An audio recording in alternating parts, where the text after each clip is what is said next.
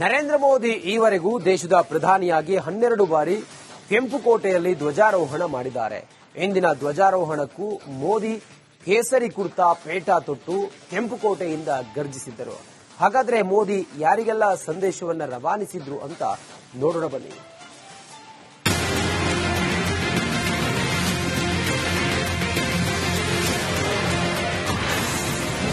ಕೇಸರಿ ಪೇಟಾ ಕುರ್ತಾ ತೊಟ್ಟು ಘರ್ಜಿಸಿದ ಮೋದಿ. ಆರ್ಎಸ್ಎಸ್ ಹೊಗಳಿ ಟ್ರಂಪ್ ಪಾಕ್ಗೆ ಕುಟುಕಿದ ನಮೋ. ಇಂದಿನ 79ನೇ ಸ್ವಾತಂತ್ರ್ಯ ದಿನಾಚರಣೆಯಂದು ಪ್ರಧಾನಿ ನರೇಂದ್ರ ಮೋದಿ ಕೇಸರಿ ಕುರ್ತಾ ಕೇಸರಿ ಪೇಟದಲ್ಲಿ ಕಾಣಿಸಿಕೊಂಡರು. ಕೆಂಪುಕೋಟೆಯಲ್ಲಿ ನಿಂತು ಪ್ರಧಾನಿ ಮೋದಿ ಧ್ವಜಾರೋಹಣ ಮಾಡಿದ್ರು. ಟ್ರಂಪ್ಗೆ ಖಡಕ್ ಸಂದೇಶ ರವಾನಿಸಿ ಆರ್ಎಸ್ಎಸ್ ಅನ್ನ ಹಾಡಿ ಹೊಗಳಿ ಪಾಕಿಸ್ತಾನಕ್ಕೂ ಮಂಗಳಾರತಿ ಮಾಡಿದ್ರು.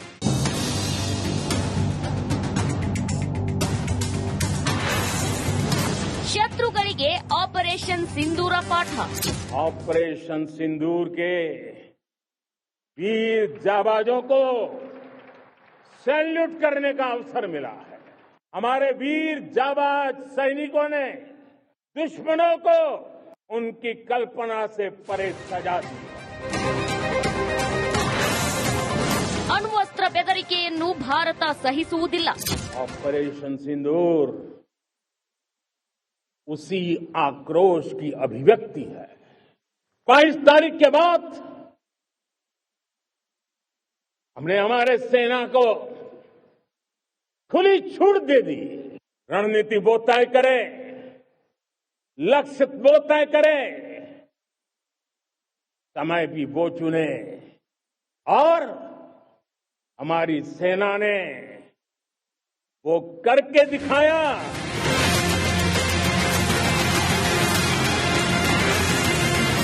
ರಕ್ತ ಮತ್ತು ನೀರು ಒಟ್ಟಿಗೆ ಹರಿಯಲು ಸಾಧ್ಯವಿಲ್ಲ. भारत ने तय कर लिया है खून और पानी एक साथ नहीं बहेंगे. अब देशवासियों को भली भांति पता चला है कि सिंधु का समझौता कितना अन्यायपूर्ण है, कितना एक तरफा है.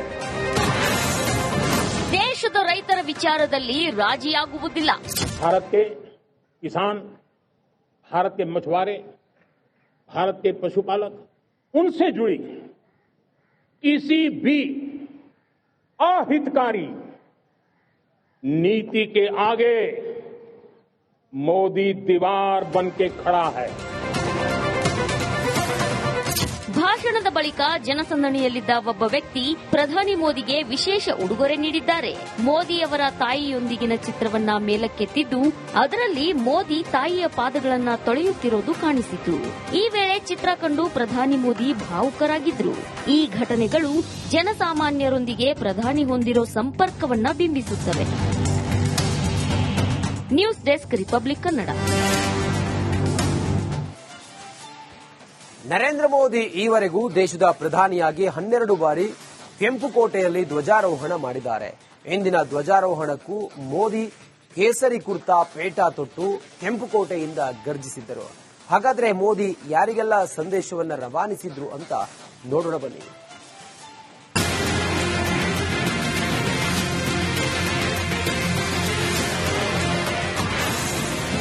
ಕೇಸರಿ ಪೇಟಾ ಕುರ್ತಾ ತೊಟ್ಟು ಘರ್ಜಿಸಿದ ಮೋದಿ. ಆರ್ಎಸ್ಎಸ್ ಹೊಗಳಿ ಟ್ರಂಪ್ ಪಾಕ್ಗೆ ಕುಟುಕಿದ ನಮೋ. ಇಂದಿನ 79ನೇ ಸ್ವಾತಂತ್ರ್ಯ ದಿನಾಚರಣೆಯಂದು ಪ್ರಧಾನಿ ನರೇಂದ್ರ ಮೋದಿ ಕೇಸರಿ ಕುರ್ತಾ ಕೇಸರಿ ಪೇಟದಲ್ಲಿ ಕಾಣಿಸಿಕೊಂಡರು. ಕೆಂಪುಕೋಟೆಯಲ್ಲಿ ನಿಂತು ಪ್ರಧಾನಿ ಮೋದಿ ಧ್ವಜಾರೋಹಣ ಮಾಡಿದ್ರು. ಟ್ರಂಪ್ಗೆ ಖಡಕ್ ಸಂದೇಶ ರವಾನಿಸಿ ಆರ್ಎಸ್ಎಸ್ ಅನ್ನ ಹಾಡಿ ಹೊಗಳಿ ಪಾಕಿಸ್ತಾನಕ್ಕೂ ಮಂಗಳಾರತಿ ಮಾಡಿದ್ರು.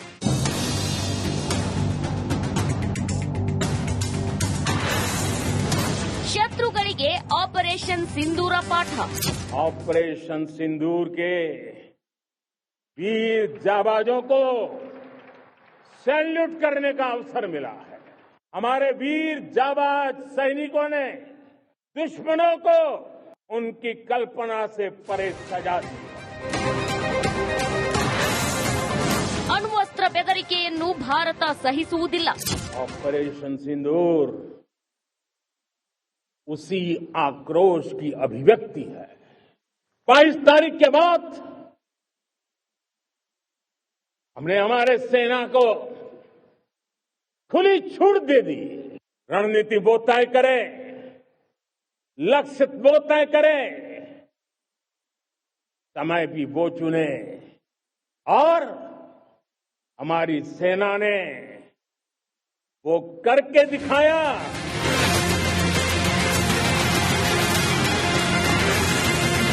ರಕ್ತ ಮತ್ತು ನೀರು ಒಟ್ಟಿಗೆ ಹರಿಯಲು ಸಾಧ್ಯವಿಲ್ಲ. भारत ने तय कर लिया है, खून और पानी एक साथ नहीं बहेंगे।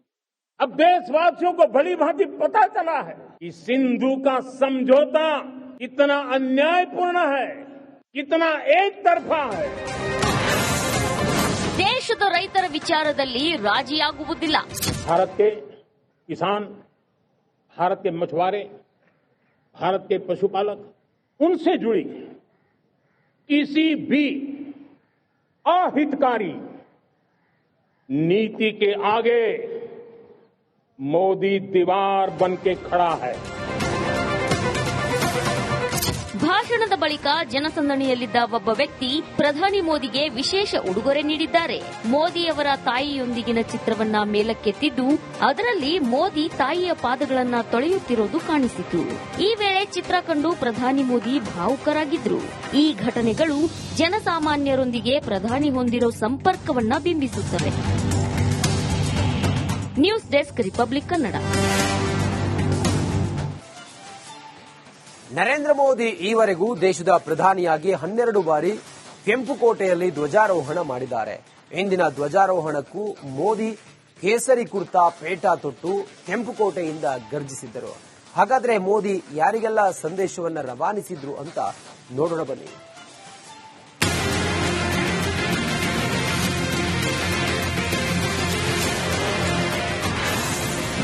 ಕೇಸರಿ ಪೇಟಾ ಕುರ್ತಾ ತೊಟ್ಟು ಗರ್ಜಿಸಿದ ಮೋದಿ. ಆರ್ಎಸ್ಎಸ್ ಹೊಗಳಿ ಟ್ರಂಪ್ ಪಾಕ್ಗೆ ಕುಟುಕಿದ ನಮೋ. ಇಂದಿನ 79ನೇ ಸ್ವಾತಂತ್ರ್ಯ ದಿನಾಚರಣೆಯಂದು ಪ್ರಧಾನಿ ನರೇಂದ್ರ ಮೋದಿ ಕೇಸರಿ ಕುರ್ತಾ, ಕೇಸರಿ ಪೇಟದಲ್ಲಿ ಕಾಣಿಸಿಕೊಂಡರು. ಕೆಂಪುಕೋಟೆಯಲ್ಲಿ ನಿಂತು ಪ್ರಧಾನಿ ಮೋದಿ ಧ್ವಜಾರೋಹಣ ಮಾಡಿದ್ರು. ಟ್ರಂಪ್ಗೆ ಖಡಕ್ ಸಂದೇಶ ರವಾನಿಸಿ ಆರ್ಎಸ್ಎಸ್ ಅನ್ನ ಹಾಡಿ ಹೊಗಳಿ ಪಾಕಿಸ್ತಾನಕ್ಕೂ ಮಂಗಳಾರತಿ ಮಾಡಿದ್ರು.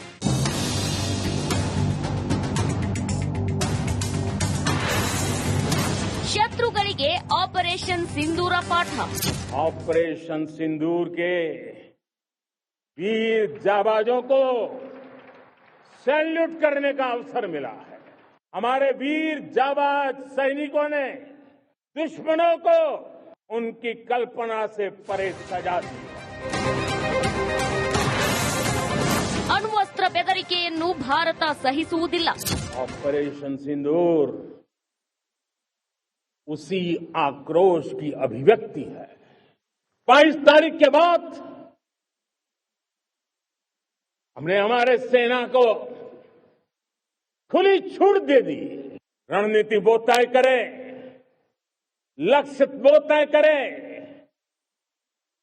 समय भी वो चुने और हमारी सेना ने वो करके दिखाया।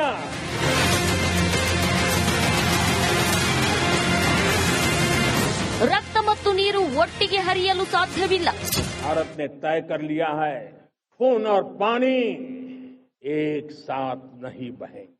अब देशवासियों को भली भांति पता चला है कि सिंधु का समझौता कितना अन्यायपूर्ण है, कितना एक तरफा है। ದೇಶದ ರೈತರ ವಿಚಾರದಲ್ಲಿ ರಾಜಿಯಾಗುವುದಿಲ್ಲ. भारत के किसान, भारत के मछुआरे, भारत के पशुपालक, उनसे जुड़ी किसी भी अहितकारी नीति के आगे मोदी दीवार बन के खड़ा है। ಭಾಷಣದ ಬಳಿಕ ಜನಸಂದಣಿಯಲ್ಲಿದ್ದ ಒಬ್ಬ ವ್ಯಕ್ತಿ ಪ್ರಧಾನಿ ಮೋದಿಗೆ ವಿಶೇಷ ಉಡುಗೊರೆ ನೀಡಿದ್ದಾರೆ. ಮೋದಿಯವರ ತಾಯಿಯೊಂದಿಗಿನ ಚಿತ್ರವನ್ನ ಮೇಲಕ್ಕೆತ್ತಿದ್ದು ಅದರಲ್ಲಿ ಮೋದಿ ತಾಯಿಯ ಪಾದಗಳನ್ನ ತೊಳೆಯುತ್ತಿರೋದು ಕಾಣಿಸಿತು. ಈ ವೇಳೆ ಚಿತ್ರ ಕಂಡು ಪ್ರಧಾನಿ ಮೋದಿ ಭಾವುಕರಾಗಿದ್ರು. ಈ ಘಟನೆಗಳು ಜನಸಾಮಾನ್ಯರೊಂದಿಗೆ ಪ್ರಧಾನಿ ಹೊಂದಿರೋ ಸಂಪರ್ಕವನ್ನ ಬಿಂಬಿಸುತ್ತವೆ. News desk, Republic Kannada.